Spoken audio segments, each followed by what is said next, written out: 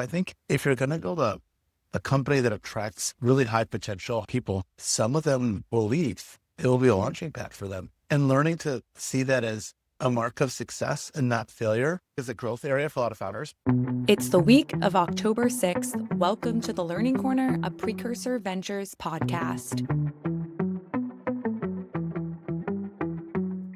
Welcome to the Learning Corner by Precursor. I'm Mia Farnham, and I'm joined by our GP and managing partner, Charles Hudson, where we will be talking through the articles and good reads that caught our team's attention over the past week. Our first topic is a LinkedIn post by John Vrionis from Unusual Ventures, outlining 3 strategies he's seeing VCs chart down across the venture market. The first approach is to raise as much capital as possible, enabling you to participate in deals with less price sensitivity, though this requires finding LPs willing to accept lower returns and have lower cost of capital.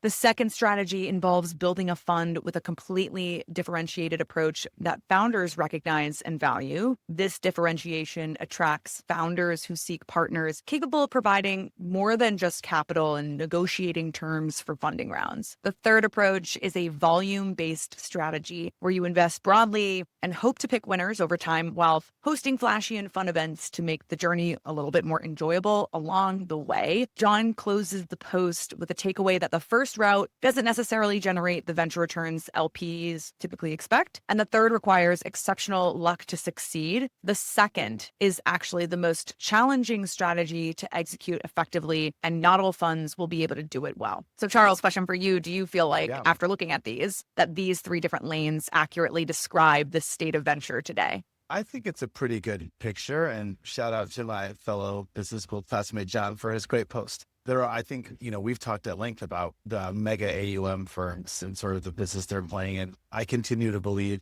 as long as they can clear the cost of capital hurdle for their capital providers, it might be totally rational for those folks to put hundreds of millions or billions of dollars to work with those managers, and they'll get the returns that they need. That's not for me to say. I do think the middle lane, though, is where all the tension is in venture. And I would say those are the people who came from an era of more of a craftsman approach to venture, who really want to stay that. Maybe you're a sector specialist. Maybe you like that 10 to 15% seed ownership at reasonable prices. It's hard to pull that off. But I know a lot of people who are in this business who are like, that's what I got in this business to do. And that's all I know. And I don't really want to change. The third bucket, I would probably have maybe a slightly different view.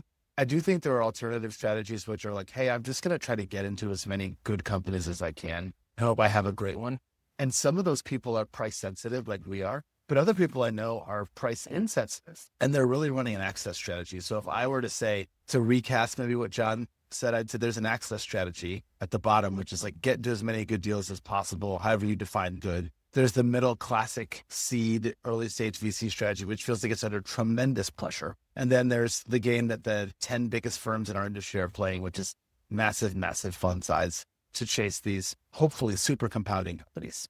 And then it might be a little bit more of a technical question, but I assume objectively, if people are looking at the 3 different strategies, everyone would love to assume that hopefully that they would be playing in that second strata. So maybe it's a bit more technical, but what percentage of funds do you think they truly are embodying that second option? Okay, the one that's building a long-lasting founder first fund, and then what percent actually are doing this very thing in reality? I think most VCs think they're in the second bucket. If you're in the first bucket, you know it. And as I've learned at Precursor, if you're in that third bucket, it's a really hard place to be because it's not a popular strategy with LPs. And I think a lot of the reason there's so much angst in venture land is a lot of people are crowded into that second lane. And as John mentioned, right now that lane is under a lot of pressure. That's where kind of the, no pun intended, the rubber meets the road. It is that like the big firms are pushing down on you for ownership, and they're picking off a lot of the attractive companies that would have otherwise been available. And the question is like, does that value proposition of being founder first services and being helpful at kind of classes, does that still resonate with founders? Is that still the value prop that they're looking for from the capital providers? And I think the answer for some of the like 996 cracked founders I meet in San Francisco is no. That isn't what they that isn't what they care about, is what they value. And so then if you're a fund manager who built up your entire career in that second bucket, what do you do at this moment in time? Yeah, that's the definition of professional angst. It is akin to the venture capital industry having an industry-wide midlife crisis. Many of us started firms or got into the business at a time where that's what you did. You built a founder first firm that stood for something that had values, and the world was stable and things have changed. And I think anyone who's not re-examining whether their fund model needs to exist and still fills a whole ecosystem is doing themselves and their LPs a great disservice. And then my last question here is, I guess for folks maybe are attempting to build on that second route, at what point do you actually know that you've done it? Because I think everyone only knows what they know when they're looking at their own fund and believes that they're doing the best route. And then also, can you pivot and become that if you weren't that for the first two funds? I think changing who you are as a fund manager is really, really hard. I talked to a limited partner earlier this week who said, well, how do you as a pre-seed investor think about all these people who are pushing into your area? I said, well, they're doing it for two reasons. I don't worry about the people who are doing it out of necessity because their heart's not in it. They'd rather be doing post-product market fit companies with revenue, but those are too expensive. So they're coming. My experience has been, you can't fake interest in pre-product market fit investing. So I'm like, I don't worry about competing with those folks. As soon as they can get out of that category, they will. People I worry about are the people who are coming into pre-product market fit investing because they genuinely enjoy the work. Those are the people who are going to stick around. Those are the people who are going to do the hard work to figure it out. And I think in some ways, it's kind of like if you're a B2B startup and you decide to become a consumer company, does that pivot sometimes work? Yeah. And then it can work in the reverse too. You can have a slack. But I'd say on average, most people start firms and pitch strategies that reflect what they're good at and what they enjoy doing. And that's really hard to change. Well, our second piece is titled When Great People Leave. It's created by Rishi Taparia on his Substack, Taps Notes. The piece centers on the painful reality that great people do in fact leave. And from a leader or founder's perspective, there are specific steps you should take to process, understand, and learn from that news. The 3 steps highlighted are: 1, figure out if they can be saved. Rishi admits that the answer is almost always no. 2, understand the why. So why are we sitting down and having this conversation?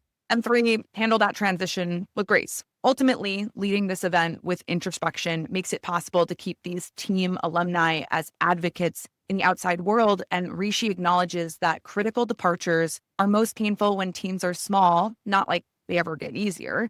I know that so much of our support for our portfolio is around talent issues, and team departures are something that will inevitably happen to every company along the road. What have been some of the common themes or most important learnings that you've seen? I talk to the founders in our portfolio about this a lot, particularly because the set of people that are likely successful and necessary for your company in going from 0 to 1, not all of them are going to make it to the finish line. And some of them will leave by their choice, and some of them will leave by your choice as a founder. One thing, I really like this post, and I've actually sent it to a handful of our founders who've had departures recently. Sometimes you should be proud that you've built a place where people can use it as a launching pad for their career. I'll never forget when I was interviewing for investment banking many, many years ago, coming out of college, I'd met an MD at a big bank and I was interviewing with him and he goes, look, we're really proud of the fact that a significant chunk of our analyst class goes on to be wildly successful executives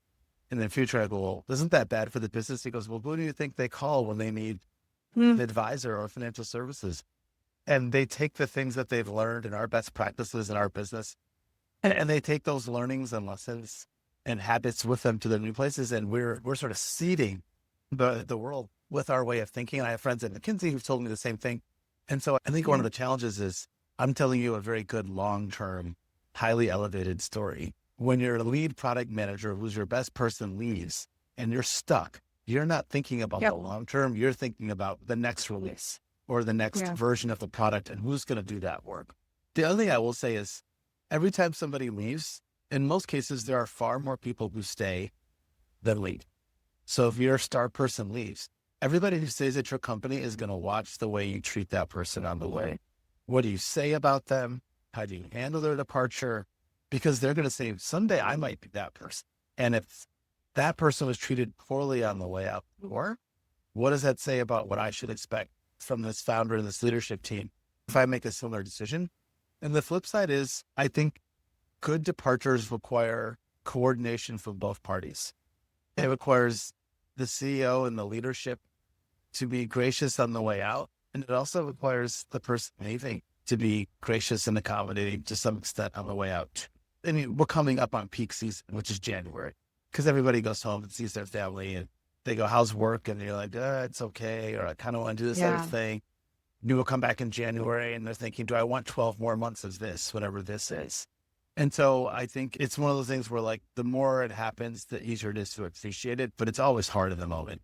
One thing that I feel like I constantly talk about with super early stage founders, so think pre-seed, seed, is around the reality that there's not as much cash compensation to lure in wonderful talent and keep them to stay. Equity, of course, is obviously the carrot, but there's a long time to wait there. What list or really impactful things do you think founders should embody or take very seriously to keep good people there? And again, I totally agree with you. There are some things that are just completely out of your control, and that's okay. But what things could you control? My one big learning, having managed a bunch of high potential, ambitious people, is high potential, ambitious people need a constant diet of new challenges. And what I find is a lot of times if people feel like they don't see a way to grow in your organization and they're on an aggressive ramp, they will find a place where they can grow. So sometimes the question is looking at, hey, this person was doing this job 6 months ago. Have they outgrown it? Or wow, this person's a really good problem solver. Is there a new interesting initiative or problem? I will say this, when I worked at Google, it wasn't a very long stint. The era of Google when I was there, I think they were very good at constantly taking these ambitious people and putting them on new projects and new projects that had no structure, that had like not been figured out. And that's just like a fun challenge for ambitious people, is to go figure out something new versus, oh, I'm shipping the 19th version of this product that I've been working on for 2 years. It's kind of boring. And so I think as a manager, you have to be aware, like, what do I need to feed this person to keep this job? You know, my friends at Google, I say, oh, I've been here for 10 years, but I've had, 10 different jobs, a new job every year, a new project, a new initiative, new proofs. And I think that variety can make even an existing job feel more interesting. And also balancing that with not burning out your best people too, because I think it's so easy to give as many projects as possible that are important and a little bit deeper to the people who can get it across the line. But I've seen this happen a lot with like my friends who sit in chief of staff roles, is just constantly drinking from a fire hose, but never really being asked the question by their leaders, where do you want to see yourself next in the company? And like, how can I make that an easy transition? And not like you're completely underwater all day to never think about a future here at the company. My first job, when I worked at AQTEL, I had 2 managers who used to always tell me, if you want something done, give it to a busy person. And it used to like, me nuts. I'm like, that seems like, at 22, I'm like, that seems like the opposite.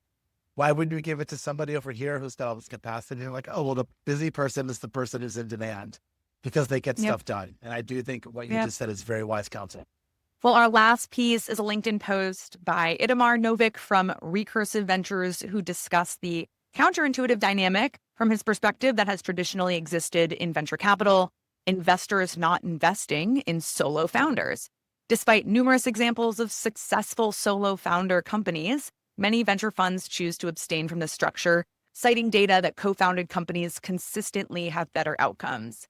Itamar argues that this is largely survivorship bias. Funds invest in more co-founder teams, so the percentage of those performing well is naturally higher compared to solo founder teams. He highlights specific qualities that make solo founders far more attractive, like the ability to be more decisive, ability to maintain a clearer vision. You can operate faster and be more accountable with no finger pointing, to name a few. We've been investing in solo founders at Precursor for as long as the fund has been around. From your perspective, what repeat characteristics have you found that make those models work? And then what are some that make them far more difficult from your perspective? I think any solo founders listening to this should also check out Julian Weisner's solo founder initiative. It's really cool. I usually have one question when I meet a solo founder. Are you on your own because you haven't found the right person? Or are you on your own because nobody can stand you? It's a highly subjective, totally unfair question. We have some solo founder outcomes where people have brought on a co-founder a year after they started. Actually, some of our best companies have this pattern. We have other companies where it's a solo founder, but they built a really great founding team around them of early employees who have way more equity than they'd otherwise have, but they're not founders. And I've also met teams where I was just like, boy, does this feel like a shotgun wedding? This just feels like the two of you got together to start this company because the person running it really didn't want to have to go out and answer the solo founder question. Really prefer a solo founder to a poorly matched team or a poorly configured team. Because the advantage, I think, of being a solo founder is you have so much more equity to distribute to other people. And you can sometimes make offers that are just unimaginable for co-founded teams. Yeah. Second, I think sometimes if you have a technical co-founder who's good but not amazing, you've tied up a ton of equity in someone who's probably unlikely to be either your VP of engineering or your CTO. And that comes back to cause problems later. But look, the startup journey is emotionally taxing and stressful. And the thing I worry most about with our solo founders is the emotional part of the journey. At least with a co-founder, there's always the chance that on the day that you're low, they could pick you up. And the day that they're low, you could pick them up. And you have this like natural counterbalance. You have this division of labor. Not one person has to do everything.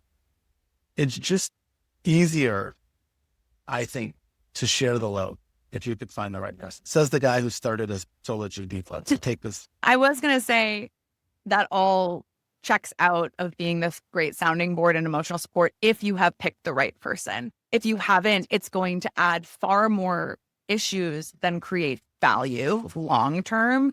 I'm finding founders are asking me more now than ever before, basically like what they should do if they're solo. And I always wonder if they're asking me basically two different questions. Is it what looks better for fundraising versus what are actually the skills and gaps that I don't have that you think could be supplemented by somebody else that could help me long term? But it's happening more now than ever before. Also, I think with AI tooling, you could do more as a solo. It used to be if you didn't have a technical co-founder, you had to go on Upwork or you had to like find a friend to work on something nights and weekends. You couldn't really make any progress. But I think some of this antipathy towards solo founders comes from that era, which is like, hey, if you were just the random MBA student without a technical co-founder, what could you really build? Or if you were the random technologist, who's going to sell as we get to market? But I don't think we live in that world anymore. I mean, even on the panel that we hosted for our pre-seed bootcamp with our pre-seed seed investor friends, all of them typically said in the past, maybe they didn't love a solo founder team, but now that basically is off the table because you can accomplish so much. I guess last question, close out here. When someone is building a company and trying to decide whether they should wait for a co-founder or not, so just start building, what should they consider? Like, what are the top things you should just ask yourself? I think the question is like, is there a critical skill set missing? So if someone told me, hey, I want to build like a nuclear reactor company, and I don't know anything about nuclear energy, I'd be like, you probably should find a nuclear person. If you told me, hey, I want to build this consumer service and I think I can bootstrap it, or I think I can build the community before I build the product, then you should get started building the community. Or if you're like, hey, I'm going to build, in the olden days of startups, a lot of startups got started with one contract with one customer, and that customer was funding the development of the V1 version of the product. And so I would hope that people wouldn't wait on a co-founder to show up unless that person was absolutely essential and a blocker to making any progress whatsoever. Because I feel like the best way to attract a great co-founder, if you don't have one from the beginning, is to make progress and have something to show someone, so that instead of saying like, I need you to build this, it's more like I'm giving you the opportunity to join. Well, we are all out of time today. Thank you, Charles, for stopping in. Thank you, our listeners, for popping in as well. Please like and subscribe, and we will talk with you all next week. Thank you. Bye. Bye.